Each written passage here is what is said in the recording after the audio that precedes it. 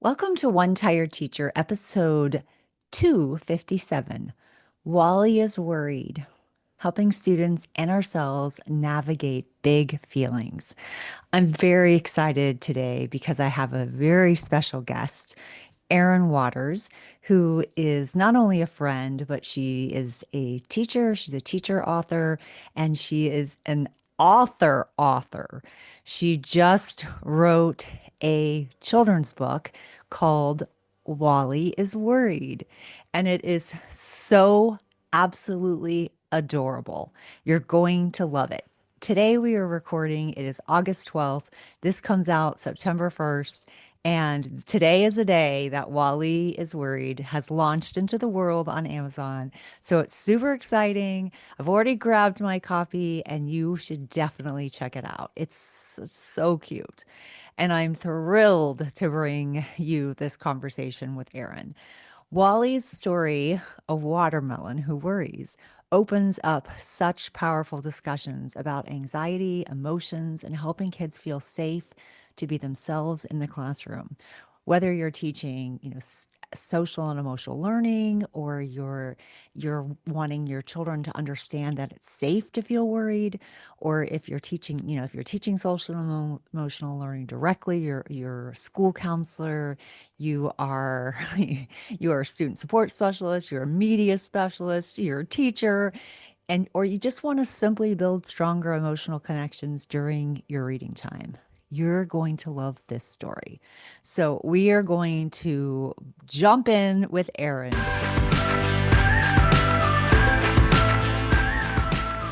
Welcome to One Tired Teacher.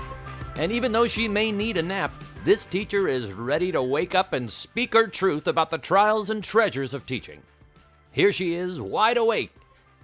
Wait, she's not asleep right now, is she? She is awake, right? Okay. From Trina Debery Teaching and Learning, your host, Trina Debery. So, Erin, welcome. Thank you so much, Trina, for having me. This is so exciting. I'm so excited. I'm so excited because it's launch day, and also I have gotten a sneak peek of the book and I love it and I adore you. And so I just could not be like, even I woke up and then when I saw the pictures, I want to let you give a little background, but the pictures with did your kids do that? Did Annie and the kids Yeah, do my that? husband and the kids put it together while Oh I was my gosh. It working. was so adorable. And so the listeners are like, what is she talking about? So let's talk about it. They know I already said that you have written a book. So tell a little bit about yourself and then a little bit about like why you wrote that. That's two questions at once, which is bad Sure. practice. So let's That's just start with like a little bit about yourself. Yeah, so I started as a teacher, right? I taught first grade for 7 years and I absolutely loved it. But then, along the years, I needed some creative outlets and I started making, as we all do, resources for our classroom. And that turned into having a TPT store, which turned into me making, a sizable enough income that I could leave the classroom. However, my heart for education and teachers and students never really left. So while I love making resources and I think it's so powerful and life-changing for teachers and students, there was still this little part of me that knew I needed to do a little bit more. I've always been a creative person. I think probably like a lot of people listening, like grew up like playing school, making books, like just creating all the things. So one of my other loves, of course, is reading, both with my kids and as a grown-up. And I decided to fulfill a lifelong dream of writing my own book. And I decided, why not stop there? I'm going to not only write it, but I want to be the one making the pictures too. So back in September of 2024, I sat down and decided to start creating my very first book, which goes live today. It is called Wally is Worried, and it's about a worried little watermelon who learns coping strategies for his anxiety, which is something I think grown-ups and kids alike Yeah. can relate to. And yeah, I mean, it's a book very close to my heart and something that was just genuinely fun to create. Yeah. Well, first of all, I mean, it I can't even believe you did the illustrations. Like that is the part that blows my mind. Not only are the words like so witty and cute and like resonate with your heart and make you feel and like take you on this story. So the storytelling is excellent. But along with that are that I've always wanted to write a book, but the thing that stops me has always been the illustrations. But you have done it in such a creative way, and then you can capture like their facial expressions and just all this stuff. It's so good. Thank you. Oh, That was definitely probably the biggest hump to get over was the illustration piece. I love arts and crafts. I love, like I said, I love creating, but I've never been, I can draw, but not to the point of drawing illustration. So I actually I took inspiration from one of my own favorite children's authors and illustrators, Leo Leone, who does a mm, lot of yeah. collage. He cuts out construction paper and makes these cute little mice and characters in his book. And when I taught first grade, that was my favorite author study unit was we would always create, kids would create their own little mouse. So one day I was thinking and I was looking at all my drawings of these watermelons and I'm just like, oh, what else could I do? And then it dawned on me, why not go that Yeah. route? So Yeah. it was so much Yeah. fun to create Yeah, all it's so this. cool. And so that's what you've done. It was with it's like paper. It's like Yeah, yeah. It's so yeah. talk a little bit about that because I think that idea, that process was is so creative and the way that you even capture like the background. And I'm like, how is she even doing? I don't know. I don't know. It blows me away. So most of the illustrations were just with regular colorful paper that you would buy somewhere like Michael's. I'd actually hit up Michael's at the very beginning. They were having a sale and I was like, this is perfect. So I stocked up on just, the usual colors of paper and I started just laying pieces out. So what I would do is I would cut out all the pieces to make a character or a background or something like that. And then I would lay them out on the ground and kind of position everything the way I wanted it to.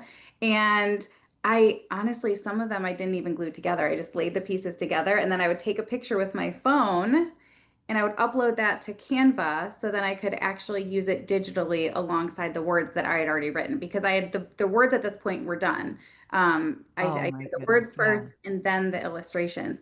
But the fun part was once I started making these little characters out of paper, making backgrounds out of paper, I started thinking like, well, I probably don't need to stop at paper. So I started, my kids would be at school during the day, my husband would be at work, and I would be like running around the house looking for like in our medicine cabinet. I would be grabbing like balls and using those for clouds. And I tore, pieces of aluminum foil to make a watering can for one of Yeah. I used some packing paper from one of my Amazon packages one day and like wrinkled it to make the ground. And it's just like really anything is possible. And it Yeah. might look very basic while you're making it, but once you get it into that digital format and you put it with the words, it all comes together. And it was so fun to see.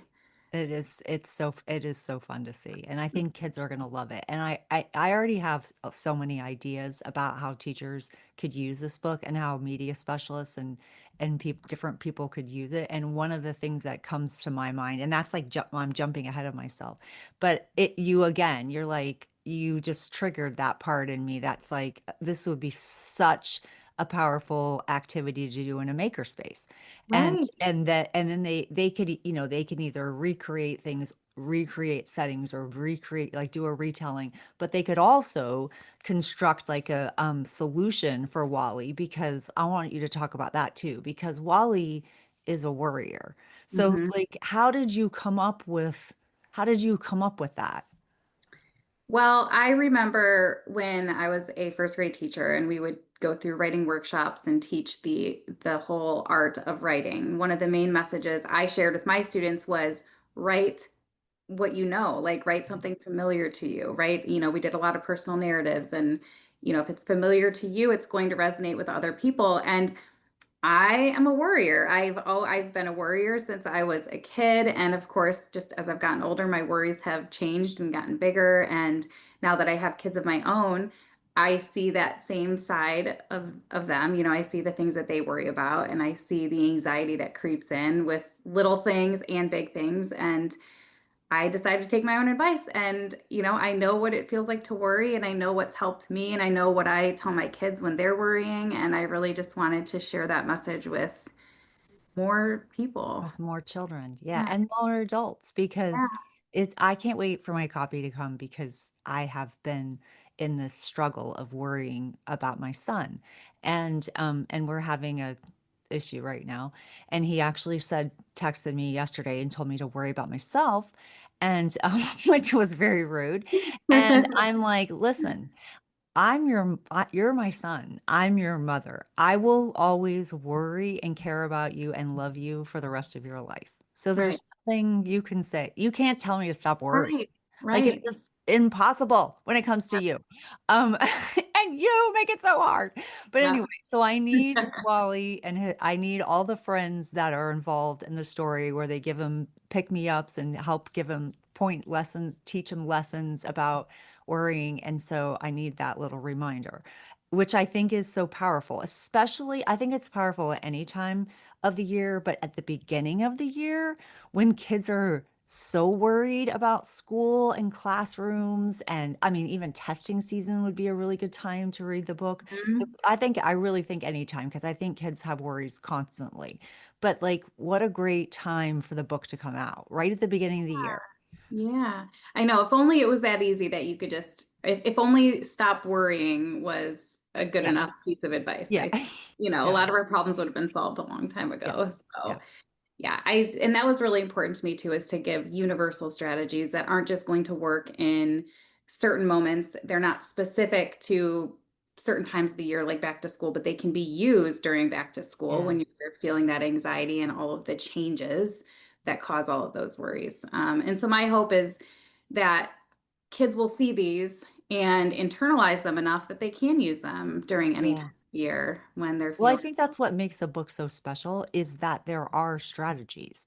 right. And the way that they're told through the veggie characters are is like it makes it so relatable and you're like this, oh my gosh, I can do this. Like Mhm. you feel like you can do it even if you've been in counseling forever and they've Right. been telling you the same kinds of things. You're like, "Oh my gosh, it just took these veggies to help me understand this really well." So I think that's the one of the most powerful parts of it. And I think and just the perseverance of, Wally and I don't know, I love that part. Okay, so how do you think I mean, how we've already talked a little bit about it, but how do you think teachers can use this book in their classroom? Or were you thinking school counselors and as, people that are working on social and emotional learning or, did you have a specific group of people in mind? So I wrote this book specifically, obviously for kids, but thinking about who was going to be the ones ultimately purchasing this book and getting it into the hands of kids, I was thinking of three main groups. I was thinking of teachers, and the book is for kids. I would say aged 4 to 8 would be ideal. Of course, we can go a little lower or higher depending on the kid. So teachers, parents, and then guidance counselors. And I think, like you said, I think a back to school read aloud would be absolutely perfect. If you're reading it at the beginning of the year, I can see it being really powerful, being able to refer to those characters and those strategies throughout the year. So it's not just like a one and done read aloud, it's something that you can reference for however long you want in the future. Yeah. I created some free posters that teachers can use in their room or guidance counselors can use. You know how sometimes classrooms have like a calm down corner. Yes, yes. They can go And to, they're the cutest posters. yeah, and so They they are can so like cute. redirect and have some visuals where they can remind themselves, like, okay, I can take soup breaths. One of my characters is Teddy Tomato, and he teaches the reader and the little veggie friends in the book how to pretend like you're inhaling the aroma of a bowl of soup and then slowly blowing out so that you're cooling it off. And Yeah. it's been really cool this week. One of my friends here at home who read the book, she texted me the other day. Her daughter was playing softball and she was pitching. And she said, Sophia's having a really hard time pitching right now. And I just called out to her on the pitching mound, take Teddy Tomato soup breaths. Yeah. And Sophia just like looked at her and smiled and started like taking deep breaths. And that I think that's what it's all about is Yes. being able to grab onto those real life in the moment feelings and being like, hey, now would be a great time to think about some strategies, Yeah. and you can see it really working. But I feel like that's so much, again, more powerful. Teddy, soup strategy rather than take deep breaths. Right. It just makes you, because it connects back to the character and you're like, oh yeah, okay, this is what it looks like. This is what I can do. And this is how it helped Wally. So Right. yeah, I think that is, I love that. Ah, okay. So you made the posters, and then I think didn't you even do like some like response kind of things? You have like a little Mhm. response, yeah. Yeah, And and how do people I get can that share the part? link. Yeah, I Like, can share the link with your listeners. okay, So it's yes, all on one site. It's erinwatersedu.com/Wally. And if you scroll down the page, there's a tools section. So you can sign up to get a free set of Wally themed bookmarks for your classroom. You can sign up for those posters that I just talked a little bit about. And then I also created a set of worksheets and a set of slides that go along with the book. So you can use them before reading and after reading. And those I would say would be great for guidance counselors because I can see them taking them into a classroom and, yeah, amazing. having the Yeah. visual and then kind of a follow-up activity with the worksheet. So, Even STEM teachers yeah, and media specialists. I can see this. I mean, I would have done it in my second grade classroom.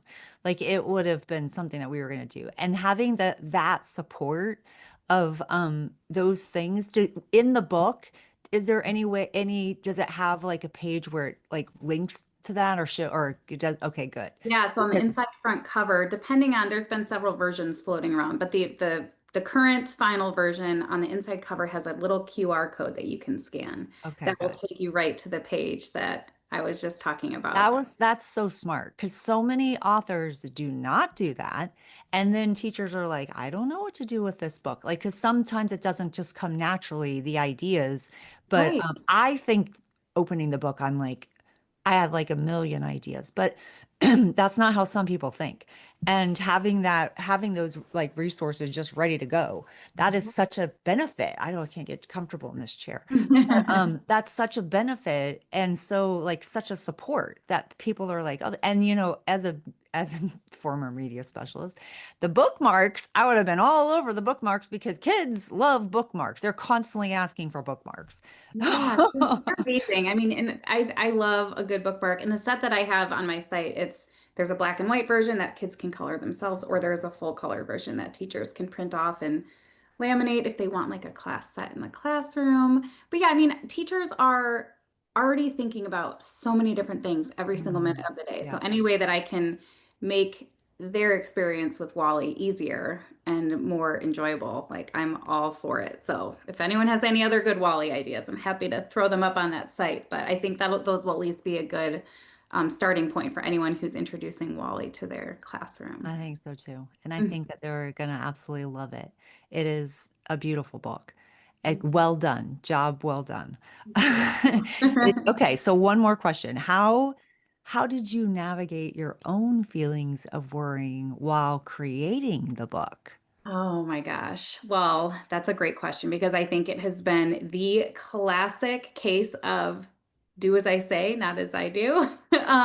It's been a very good moment of self-reflection for me because like we've talked about before, like I have, I'm someone who is very in touch with my emotions. I am self-aware almost to a fault sometimes. So writing this book was, I want to say, kind of therapeutic for me in a way because it made me realize that maybe I don't have my worrying under control as much as I thought. So it's been interesting because there have been moments where, it's usually at night when you're laying in bed at night and Yes, my your mind brain won't starts turn off. racing. And Yeah. one night I was like, what am I doing? Like, and I started going through the different Wally coping strategies and I actually started using some. And it was a really powerful moment for me, kind of like, hey, this isn't just for kids, it's Yeah. for grown-ups Yeah. too. And it's a constant work in progress. So I think that it's impossible to ever tamp down all the worries, but if you Yeah.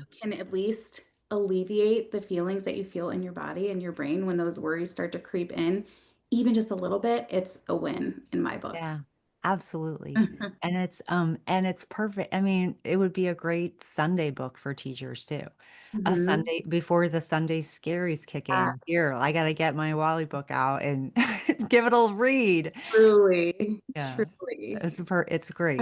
Erin, thank you for doing this. Thank you for sharing. And I wish you so much success because I think this book is, I do. I think it's truly beautiful. And also, I cannot wait to find out if there's going to be more with the other characters too. You know. Think there might just be, so stay tuned. All right. Thank you so Thank much, Karina. I really appreciate your support, and I hope that Wally finds his way into lots of classrooms and labs this year. Me too. Oh, so much fun. So great talking to Erin. So Wally's story is adorable, but it's also real. Our kids need to feel safe. They need to feel like they're in safe places and have safe places to land. Books give us a way in. If you haven't yet read Wally is Worried, which you probably haven't because it just came out today, but by the time this comes out, you could have read it. So you can grab it on Amazon. I'm going to drop the link below and you can use this I'm also going to drop Erin's link so you can grab some of the extra freebies too. And you can use it to introduce your class to a watermelon with big feelings and a big heart. And also, this is a great story to put in your subtub with that free day of sub plans that I gave away a few weeks ago. I'm going to give those away again because this book would go perfectly with that. And if you need a low stress, way to plan for those days off. Don't forget that those free sub plans are for you. You'll be glad to have it when you need it. Until next time, sweet dreams and sleep tight.